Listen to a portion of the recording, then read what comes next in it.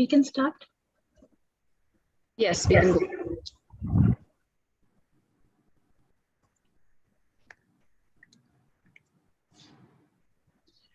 Okay, very good evening to everyone, and welcome to one of the BIG webinar series. And today we'll be talking specifically in the domain area agriculture and allied areas. And today we have a domain expert in the agri and allied areas, Mr. Subhadeep Sanyal, and he is a domain expert which has been working in this area as an investment professional, investing in early stage startups companies, focusing in the agritech, rural fintech, supply chain technologies, post harvest technologies, and value addition farm source branded food ventures. Subhadeep has been working as a partner with Omnivore, which is a VC firm based in India, investing in startups, specifically developing breakthrough technology, specifically in food and agriculture. He has been part of our ecosystem for evaluating the BIG Biotechnology Ignition Grant applications. And he has been also mentoring our applications specifically in the Agritech domain from past couple of calls. So this is me, Rohini Chawla, who is currently managing the Biotechnology Ignition Grant at SIIC IIT Kanpur.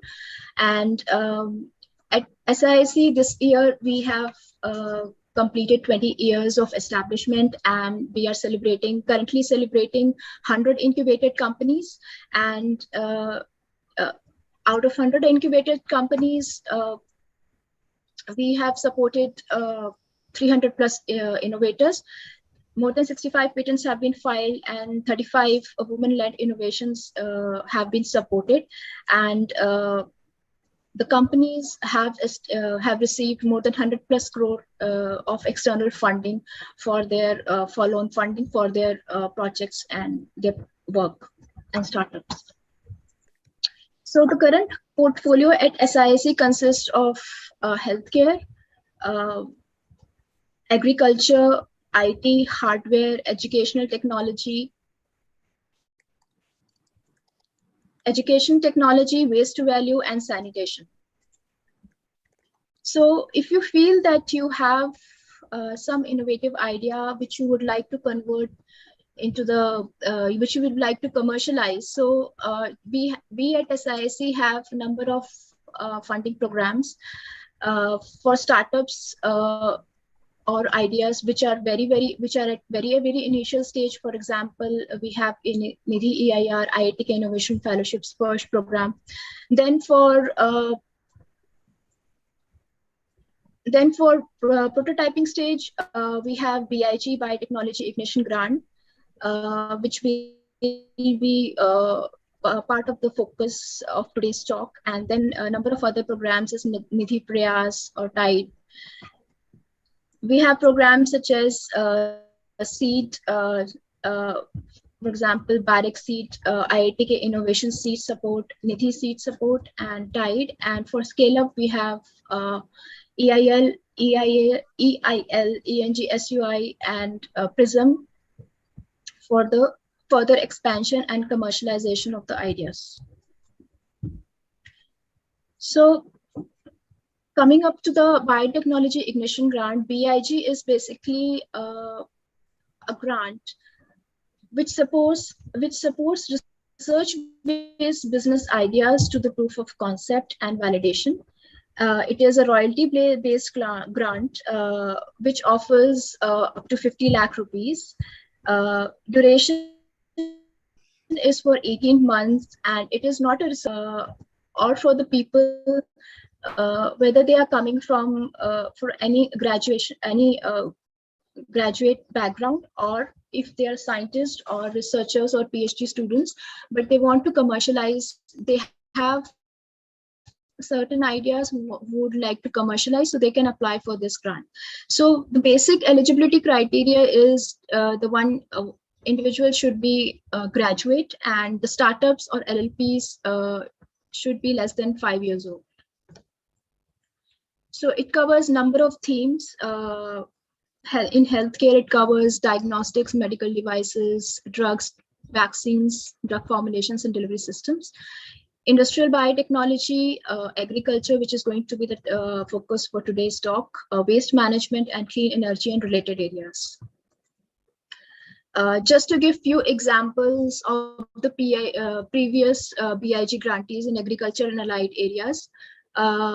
One of our grantees, for example, has received the grant for his idea of automatic cocoa bean separating machine.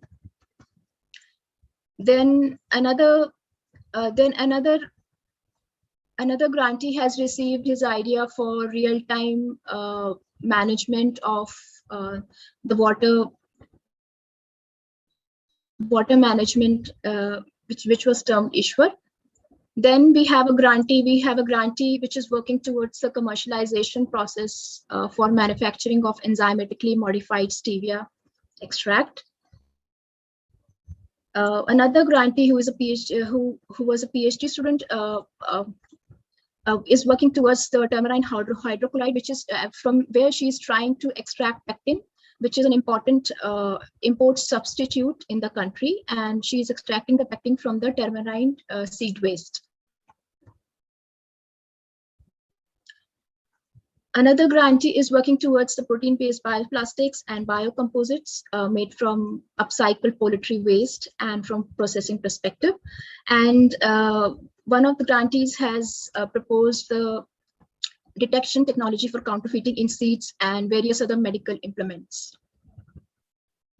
So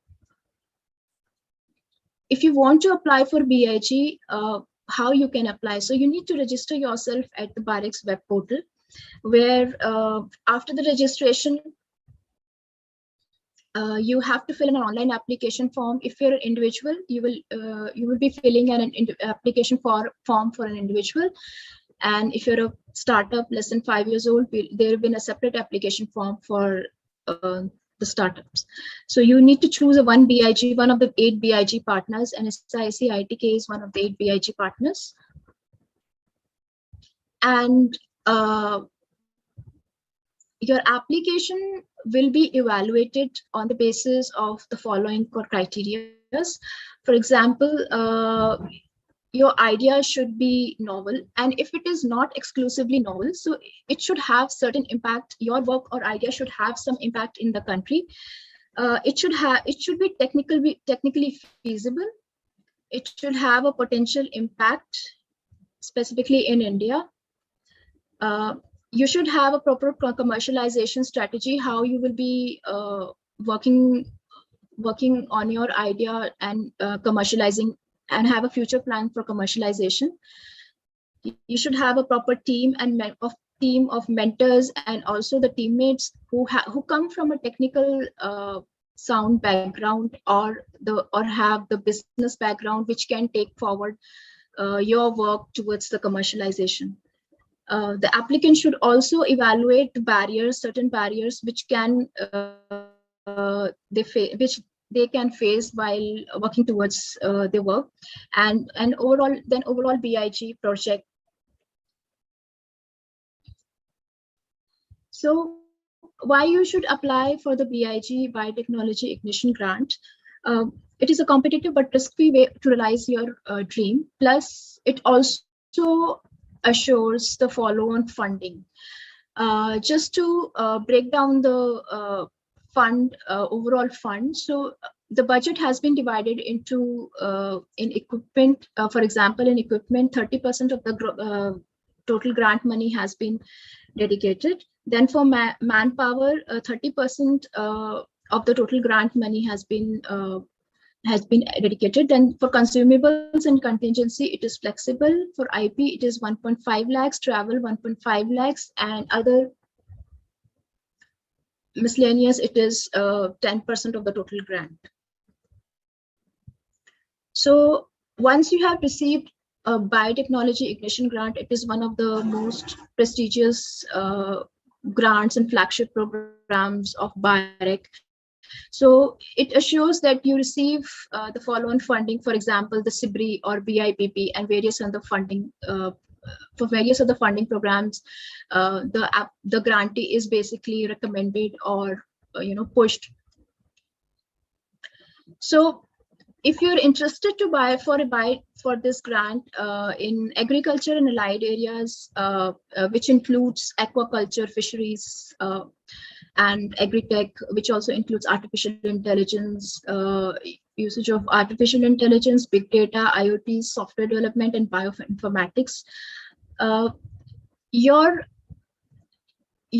idea should be maximum should be at TRL level 3, which means technology readiness level 3, which means that you have done some active research, and you have synthesized or characterized the product by laboratory studies. Basically, the applicant should have the proof of concept. So the maximum criteria is the readiness level is maximum is 3. Even if your idea is a technology readiness level 1, you are qualified for the grant. But beyond the technology readiness level 3, it is considered beyond the scope of biotechnology ignition grant. So the evaluation process basically consists of it's a 4-step process.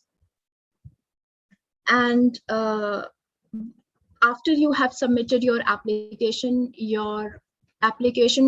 goes through the preliminary screening committee, where they screen the proposals for scheme fit, adequacy, and plagiarism. And then the PSC recommended proposals are being reviewed by online reviewers, which are basically the subject experts and business experts. And then the recommended applications are called for the presentations before the technical evaluation panel, and once where they receive the scores. And finally, the expert selection committee will decide the final cutoff, and the proposals which have received the highest marks will receive the funding. So why you should apply with SIIC IT Kanpur? So basically, as an entrepreneur, or if you're an individual or you have a startup, we provide you with the mentoring, which includes both business as well as academic mentoring. And here we also involve IITK faculties. Plus, we provide you help in the prototyping. We have an extensive network across the globe, very strong alumni network. We have a network of angel investors, venture capitalists, and management firms. Plus, we also help. We also connect our applicants to the intellectual property cell and the technology transfer cell. Plus, we also provide them with the B2B market connect, B2G market connect, and policy level support, and various other funding supports. So in our mentor pools, we have, just to name few, we have eminent people like Dr. Ajay Chaudhary, who is a Padma Bhushan awardee, Dr. Saurabh Srivastava, who is a Padma Shri awardee, founder of NASCOM, and he is an founder of Indian Angel Network and Indian Venture Capital Association. We have Pawan Chaudhary, who is the chairman of MTAI MD Vagon India. We have Dr. Ragesh Bhargav, who is the member of the board and former chairman of Kabi Oncology Limited and former MD of Fresenius Kabi India Limited. We have Sanjay Banerjee, who is the former MD of Zimmer Biomed and currently chairman and director of R Health Made and SS Supply Chain Solutions. Yashdeep Kumar, who is the global and R&D head of the Stryker Corporation. Mr. Sanjeev Verma, Shrikant Shastri, who is the board member of SIIC IT Kanpur and Venture Center Pune, and also the part of National Expert Advisory Committee at DSTGO, Government of India. Mr. Biplab Paul, who is the founder of Narita Services, and Mr. Hemant Mathur, who is a co-founder of Think Agritech Bharat Innovation Fund and chairman task force for agri startups at FICCI. So why you should apply through SIAC, because before pre-submission, we help our applicants in one-to-one mentoring on grant writing. And so anyone who is interested to apply for the grant can reach out to us, our team, and we can help you with the grant writing in detail. And post submission, we help our applicants with the business as well as technical experts. And we also provide with special sessions on the IP and regulatory. Additionally, if anybody is interested in the Agritech program, we also have Indian Agritech Incubation Network running within our system, which is being supported by Bill and Melinda Gates Foundation and Tata Trust. The core objective of IAIN program is to curate innovation technologies that positively impact the life of smallholding farmers, and also support their lab to last miles journey. And this also includes sponsored pilots in the state of Uttar Pradesh. And the key stakeholders in this partnership includes Bill and Melinda Gates Foundation, Tata Trust, and IIT Kanpur is the host partner, and along with the government of Uttar Pradesh. And ecosystem partners include various research institutes, agriculture research institutes, NGOs, FPOs, certification bodies, industrial bodies, and financial institutes. So if you have any further questions, or if you're interested to apply for the Biotechnology Ignition Grant with us, you should register at the following email address, at the following site, which is mentioned on the slide. And you can also contact me at the email address which is mentioned, and at the Bioincubator email address as well. Please do not forget to visit SIAC Incubator for more information regarding other programs. So this was about the Biotechnology Ignition Grant, and today we have with us Mr. Subhadeep Sanyal, and who is a domain expert, and he has been working as an evaluator, and has been the part of ecosystem for Biotechnology Ignition Grant evaluation from quite some time, and has been mentoring our Agritech startups as well. So coming to Subhadeep, so I would like to ask you, as a domain expert, if you can, list some factors by which you consider are extremely important for any individual or startup who wants to apply for BIG grant, and what factors they should keep in mind while they are pitching their idea to the committee. Sure, thank you so much, Rohini, and I think commendation to everyone at SIIC for really kind of pulling off another year of managing the big grants. And I think it's easily one of the most catalytic sources of capital for entrepreneurs or researchers in their early stages of development. So thank you for having me here. Um, Again, as far as your question is concerned, I think what we do in our normal careers, much like other investors, Omnivore is just a sector-focused fund which invests in agri-tech. So this is kind of all that we do understand. One key thing which I think I would urge participants to consider when they are discussing or kind of pitching their ideas or post idea proposals is to have a very definite understanding of the market. Sometimes we all kind of put on the slides that, hey, this is a very big market size, and we as a company can take 1% of the market, and that will be very large, which is often a very very theoretical kind of argument, right? So when you are trying to build a product while you're focusing on innovation and so many other things, I would urge it from a commercial lens. Do spend some quality time on validating from the market whether whatever you're building, a product or a service, what kind of demand pool does it have, right? Who is actually, is it a good to have kind of a product that you're building? Is it a must have? Or and especially because we're talking about agri, as a sector, who's really going to pay for it, right? Is it going to be paid for by the farmer? Is it going to be paid for by an intermediary who is working with the farmer? Is it only a public good which can be procured by governments, right? There is no good or bad. It is just a great indication if the founders or the grant seekers are cognizant of what they are building, right?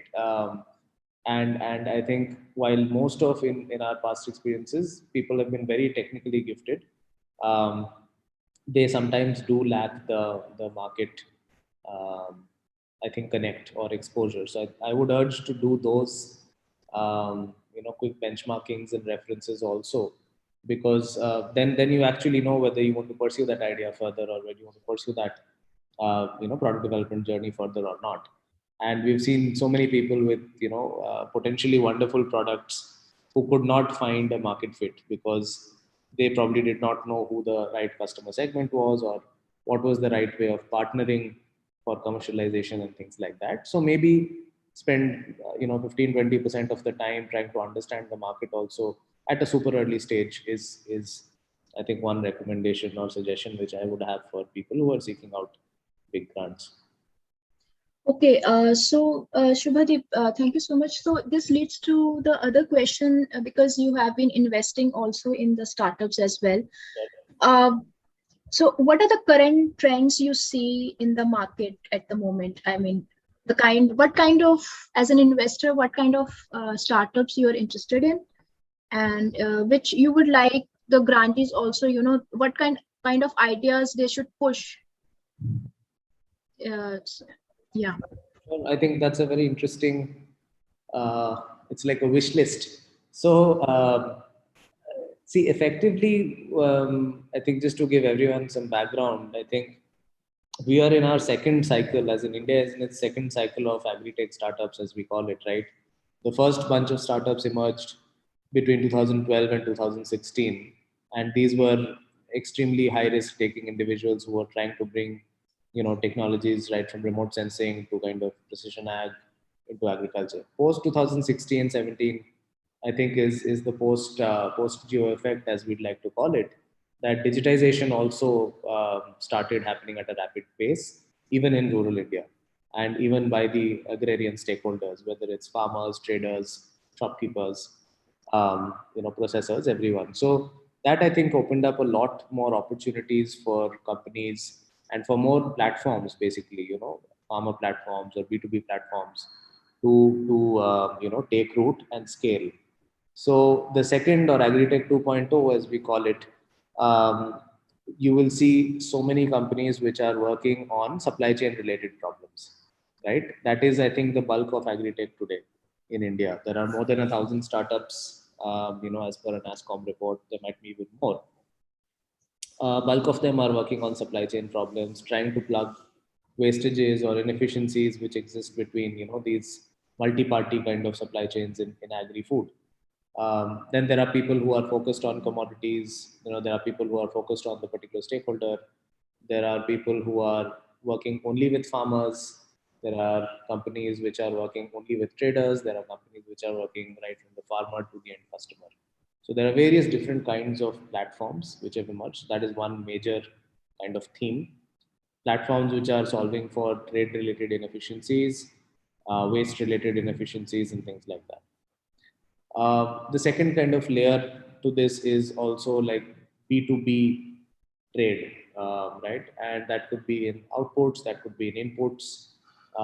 But how do you solve for issues like quality, access, logistics in B2B trade, credit in B2B trade, right? These are also big, sticky, hairy problems which entrepreneurs are kind of building businesses in.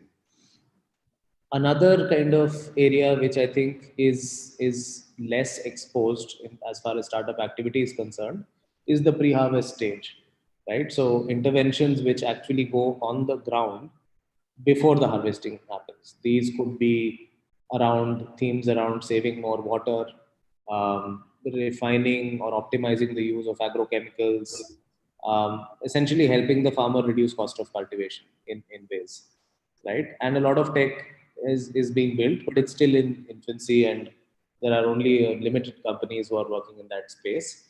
And one of the challenges there also has been, that monetization is difficult in models like these. Like, who pays for the tech, right? India can build great products, but who does really pay for putting that IoT sensor on the ground and a subscription, from it and things like that. So, um, I think what has happened, which is encouraging in the last 2 years, or at least in the last year and a half, is that because of a lot of these platforms, working, there is a unit of aggregation now available, whether it is working with any of these farmer platforms, or it's also, let's say, working with an FPO, where you can collectively maybe work with 500 to 1,000 farmers. So there is some scale which your technology can basically get. There is some unit of aggregation, and as a company, you are not dealing with individual farmers, because that becomes a difficult task for a young startup to really scale. So I think using these connects, a lot of these tech players who are providing pre-harvest tech, solutions, are also finding product market fit. They're also finding early traction.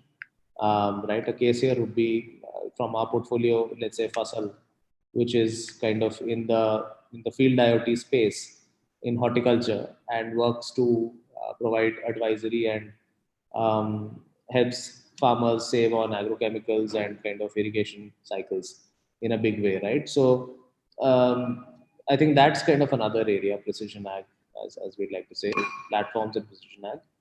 A third area where, again, I think there are very limited number of companies, and I think it's a growing space, especially post COVID, has been the emergence of direct to farm brands, effectively, where there are companies who are stepping in and saying that, hey, listen, we are providing this directly from the farmers, or we have our own production ourselves.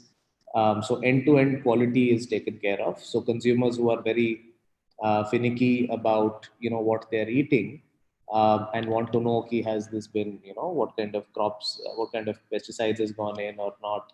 The whole clean label food, I think, as a movement, is kind of catching up. I think it's in its infancy in India, but at the same point, we need to understand that even 1% or 2% of India is a massive, massive absolute number. It's bigger than a lot of countries put together.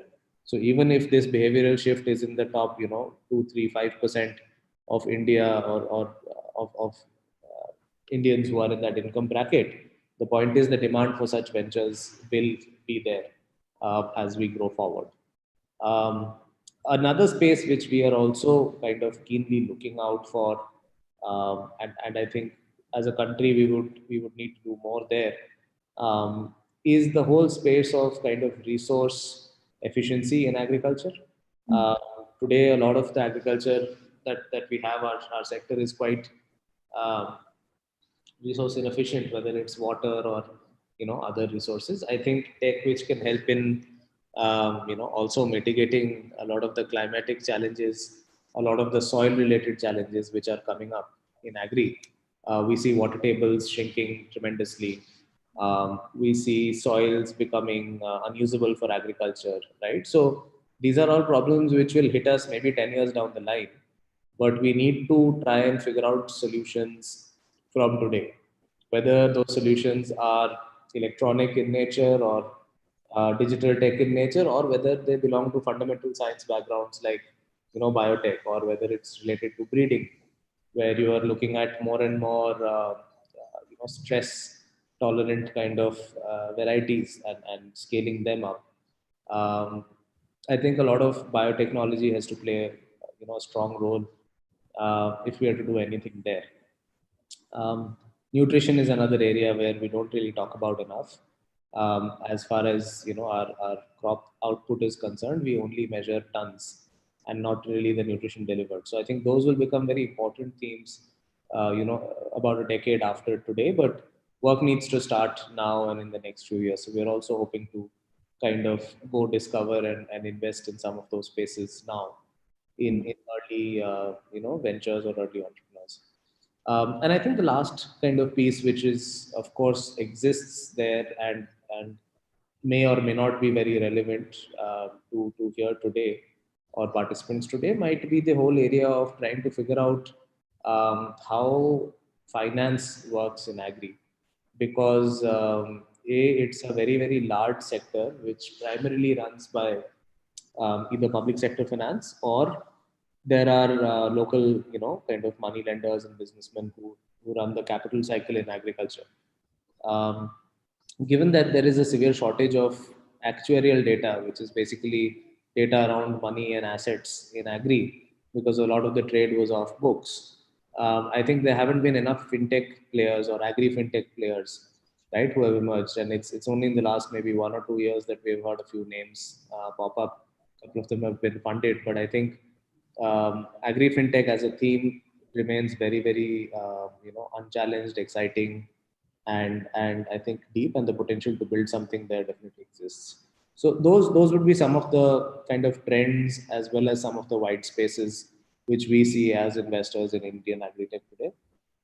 The other pieces which is good about the sector is that, unlike a lot of I would say urban focused businesses, or urban focused consumer businesses, it's in agri it's very difficult to lose a lot of money, right? So these are typically businesses where you can turn profitable faster, or you can sustain businesses with lesser amount of investments in capital. So I think that natural hedge is definitely there in agri. So overall, I think we'll see less number of companies going down and completely ceasing to exist.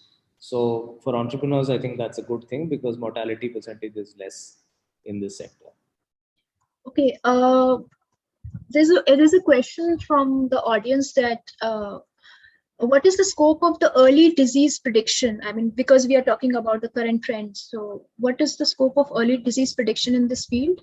So I think there is immense potential. The point is, you need to figure out how do you monetize such an advice. If you're able to give early disease prediction, it basically means two things directly for the farmer or grower, right?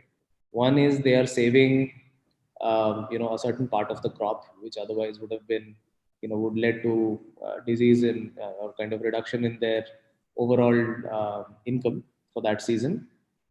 B, it also could mean that they will prevent some of the future sprays that they might have had to do potentially, right? So it's both a cost saving as well as a top line saving for the farmer. So it definitely has a requirement. The the only thing mostly we have to figure out is that what is the right delivery mechanism of any technology, right? So if you have the ability to tell that you can predict disease early, the question would be to figure out what is the most efficient way of communicating that to the farmer, or to the FPO, or to anyone who you're kind of selling to. And the point is, how do you monetize, as if you are going to create a for-profit entity, how do you monetize that information?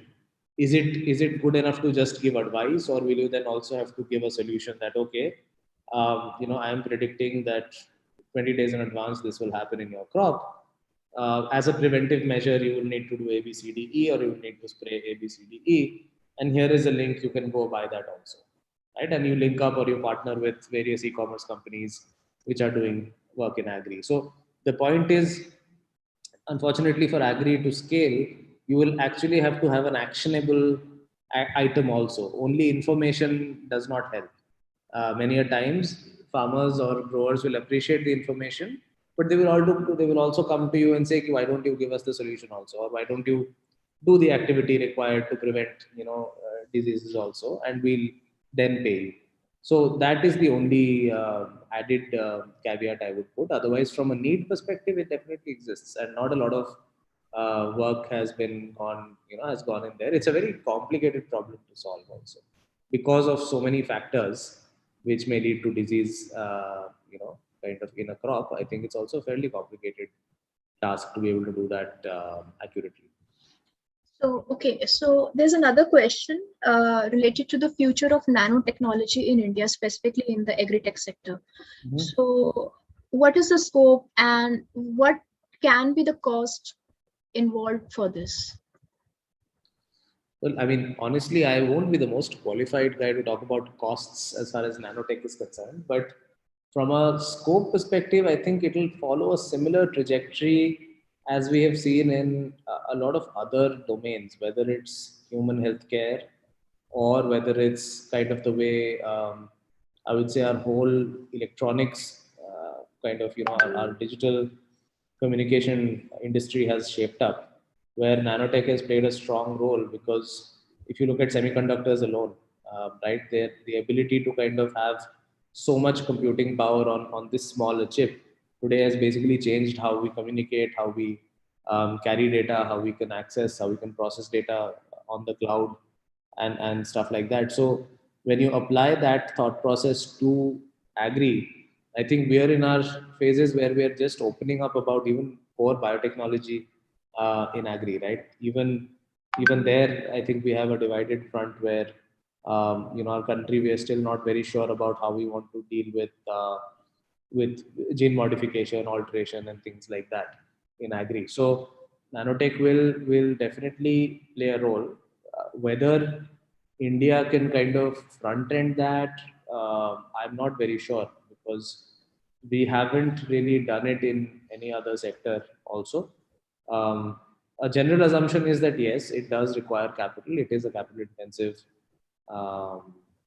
research pedagogy, or I think equipment required there are thus, but it also depends on who the uh, you know who the stakeholder is and what the problem is that you're solving. If it helps you do things much faster, then sometimes it is worth the upfront cost, right? But it also depends on what is the problem you're solving for using nanotech.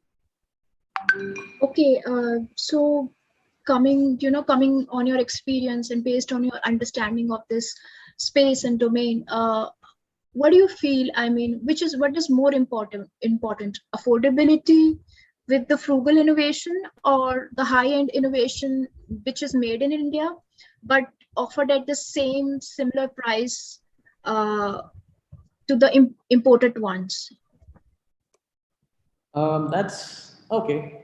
So when you say imported ones, if you're mentioning that any tech which is from outside, if you bring that in, is Yes. benchmarking with that a good idea, or should we, kind of be able to sell cheaply or frugally in the Yeah. country? I think that's a business problem which a lot of companies who are in products really struggle with, is the right pricing, right? So my firm experience has basically told me that there is no point in pricing things very cheaply here in the country, because of the perception that कि सस्ता है तो खराब है, right? That is a problem which all of us as individuals have, right? And even our rural counterparts and our fellow countrymen have it.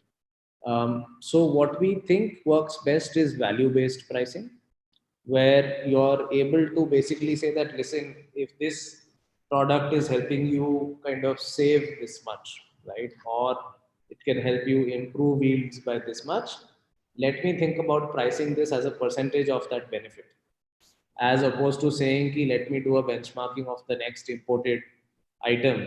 Why don't I do value based discovery? Also, pricing is a process, right? It's not that you put a price and it sticks. You have to evolve with pricing. You create versions. If you think you've underpriced something, you will then create a version 2.0, throw in some more features, and then relaunch. It's a continuous activity rather than a static activity. So that's one. Um, and secondly, as far as kind of the general benchmarking is concerned, if you benchmark yourself with the imported, kind of product or tech, then I think it's going to be very difficult. But you can't throw it away for cheap. You have to be somewhere in the middle for it to stick. That's kind of been our learning in terms of companies where we've seen scale.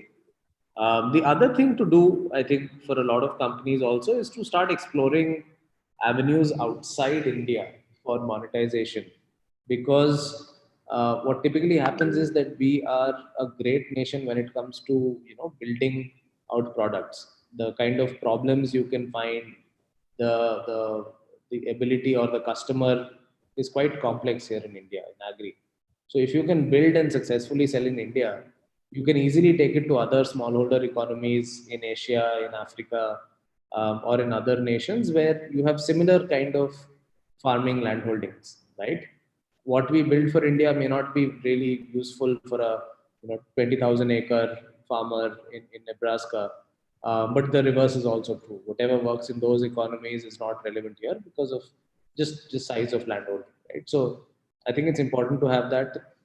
And the fact is that I think about 70% of the world's agri is controlled by smallholders, right? So there is enough market to kind of go and find beyond India also at the right stage. Okay. So, Shubhadeep, recently from past couple of calls, we have also seen many startups venturing in artificial intelligence and machine learning and based solutions for solving farmers' problems, right? So, what would be the quick tips for them if they want to, maximize their chances? Because you have been evaluating proposals, like we have evaluated quite a number of proposals. So, what could be your tips for them to maximize their chances for BIG? So I think one area where I think folks can spend time again, apart from figuring out the market and who the customer, how will they pay that aspect. The other angle should also be in trying to understand or articulate that what is it, even if you are saying AI, right, and you're saying with machine learning we will let's say predict this or give these kind of insights or this kind of information.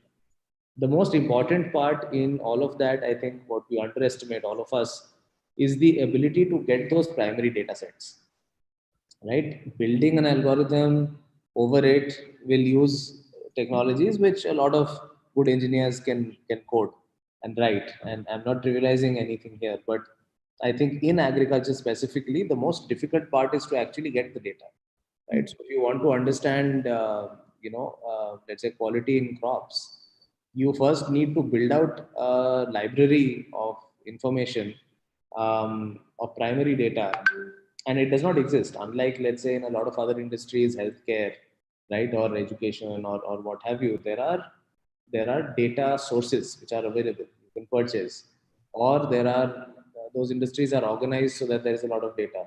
Banking, finance, for example, there is so much customer data available that you can build trends, you can build products, and you can build a lot of AI, you can build recommendations.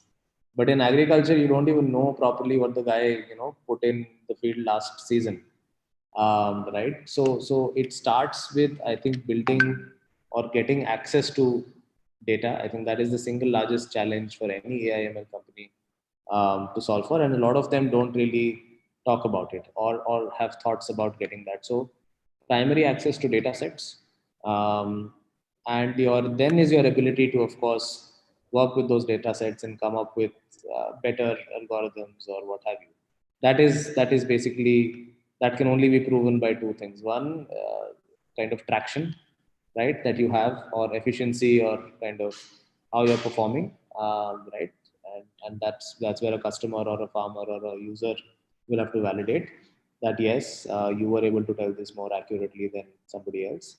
But I think these are the two most important things. One is, how do you kind of get more, how do you access more data, right? That is, of course, one. How do you build your data sets faster, quicker than others?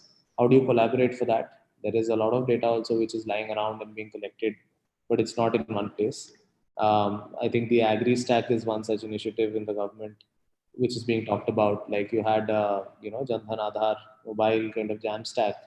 Can we have an Agri Stack where it becomes easier for then companies to kind of work and use that to build products, to build AI-enabled products and solutions. Okay. So coming to the while a lot of applicants when they apply, so there's a lot of confusion among the applicants that how much data, primary data they should put in the application, which the reviewer feels is enough for them to successfully go to the next stage. So if you can just shed some light on that. Yeah. How much data, how much preliminary data is enough? See, that's again a very difficult, and it's also very subjective to every evaluator, I would say, to be honest. But I think at a preliminary stage, if you're unable to put across your story with just limited data, um, see, this is how every evaluation also works. Whenever we also go ahead and invest, Mm. it's the first one or two meetings which will basically give us a sense that yes, we should then dig deeper, right, or we should learn about this space. Um, and and it's only after that that you want to go into very nitty gritties, of how this works and what has the past performance been and future been and so on and so forth. So I think here also, if you are putting too much out there, there might be a case where that data was not even required, or it might just put the evaluator on a different track. So I think it's important enough to make the point that you're making. So if you're saying that our product is better because of A, B, and C, I think just preliminary information should be about how much better, right? Whether how much better, why is it better, right? And what are some of your validations, right? Whether those are validations you have done in a controlled environment yourself, whether it's on a third party kind of asset, or whether it's in collaboration with somebody, right? So try and build more credible data rather than focusing on volume of data. Would be my kind of response to this. Okay, so coming to the business and revenue models, because people do get confused. They have a lot of questions regarding the business and revenue models. So, what are the evolving revenue or business models in the agriculture sector? If you can just shed light on that, and how the bigger players acquiring the some smaller players to achieve. So, if you can just discuss that. So I think revenue models remain. In most of the platforms that we talked about, revenue models will be basically a take rate between buying selling prices, right? So that's good old margin. For products, revenue model can work in both ways. There are companies which are selling, as in a one shot go, they make the sale, so it's a more capex oriented sales. There are also companies who are doing a subscription based model. So instead of uploading or front loading the entire cost of the equipment, device, anything, they are saying that why don't you pay as you go. So for the consumer, or for the client, it becomes a slightly easier value proposition. They pay a small deposit, and then they either are paying a monthly fee or a monthly rental, or what have you, over a certain period of time.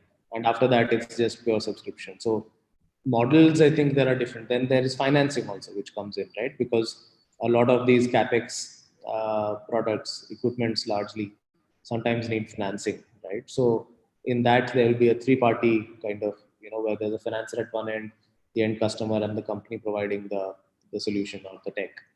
um, in terms of, I think from an emerging standpoint, there is no new revenue model per se which is emerging. But I think entrepreneurs are trying out all kinds of different models, because what might work in a certain um, you know commodity cluster may not work in the other, for Mm. example. So it is I think that bit of customization, and somebody mentioned it's a very diverse and complicated area. So for example, the dairy ecosystem works very different from an aquaculture ecosystem. So I think people will have to also look at the domain that they are choosing in, and accordingly try and build out revenue models. Okay, so there's a question in the from the audience, and it's related to omnivore. So, is there any specific format to submit the DPR for omnivore? This question is from Rakesh here.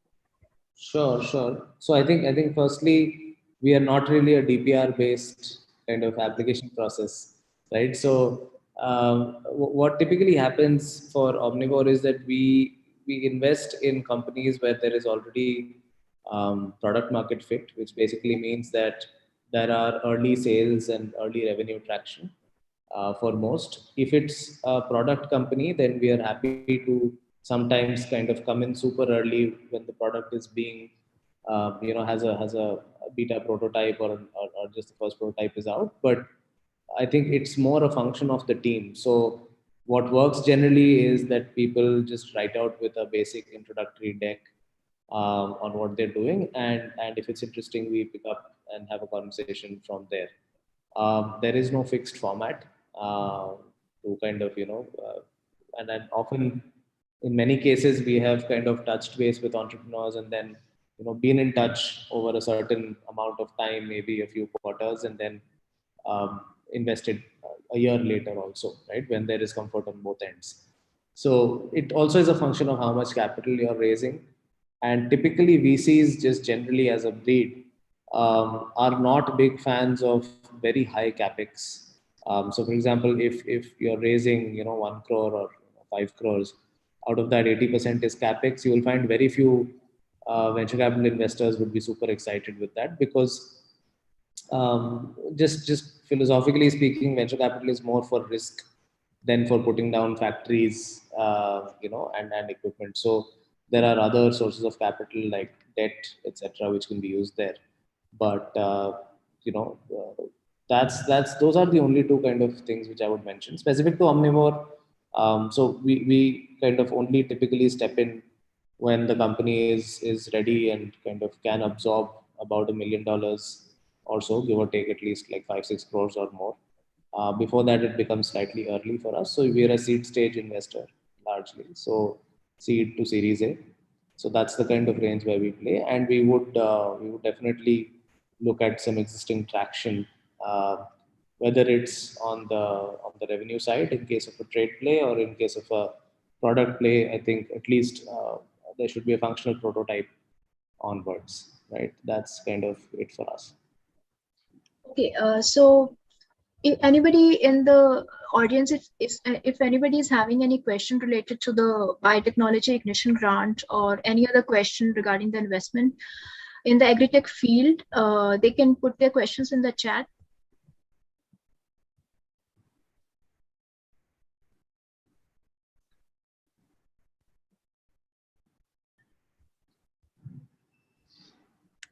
Okay, so this is related to, I can answer this question. In outsourcing, you can include anything if you want to work on some software, for example, and you want to outsource it to some other company, or machine assembling or any other thing that can be outsourced.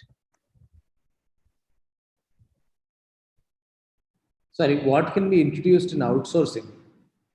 Yeah, I think this question is related to BIG, because I have mentioned in the budget section, the breakup in the breakup I have mentioned outsourcing. So if there are no questions from the audience, and if you do have questions where the working capital can be added. Okay, so questions related to budget and anything else related to we can be emailed to the bio incubator email address, and if the audience has more questions, they can email me at on my email address as well. I'll be sending my email address in the chat box. And if you have any further questions, if you don't have any further questions to Subhadeep. I think that's one from Sharayu, which is, what is the scope of service-based Service-based agritech startups? Yes. Yeah, I think it's big. It's big, and it's. I think, frankly speaking, the next 5 or 10 years, we'll see a lot of service-based companies opening up. See, it's going to follow a similar trajectory like a lot of urban activities have happened, right? You have seen service companies like Urban Clap and Urban Company, etc. Startup, a company doing spraying as a service. A lot of folks have tried mechanization as a service. Of course, transaction costs were very high, so it didn't work out for most of them. But I think service orientation in agri will definitely come up. The only thing I think the only thing it will be that it's such a big space that having like pan India large players is going to be very challenging. So there'll be regional companies which pop up, which are strong in one or two geographies and deep there, because service is a very kind of vertically deeply integrated activity. So they definitely do exist, and coupled with, I think, financing, service becomes a very important aspect, right? Whether it's infra related to kind of any kind of infrastructure, or utilizing that asset more and more, because that's where service companies will make money also. Okay, so I'm going to take one last question from the audience, and it's about the installation of cold storage, whether this will be supported through BIRAC or not. So Hiren, question is from Hiren Kumar. So Hiren, the biotechnology ignition grant is basically, as I've already mentioned in one of the criteria, that your idea should have some technicality, plus it should have some novelty. So just if you're trying to install the cold storage, no, this is not the right funding program for this, I will say. So you can look for some other funding programs for these kind of ideas. But for if you are actually proposing which is bringing improvement in the cold storage, or what is there currently in the market, and you're bringing something, you're adding something to it, bringing improvement in terms of cost or efficiency, then yes, you are eligible to apply for the BIG. I hope I have answered your question. And so that was the last question from the audience. So thank you so much, Subhadeep. That it was really pleasure to have you for this webinar, and thank you so much for such insights and your experience, sharing your experience in the agri domain. And it's really wonderful and to have you here. Thank you so much. Thank you for having me. Thank you. Okay.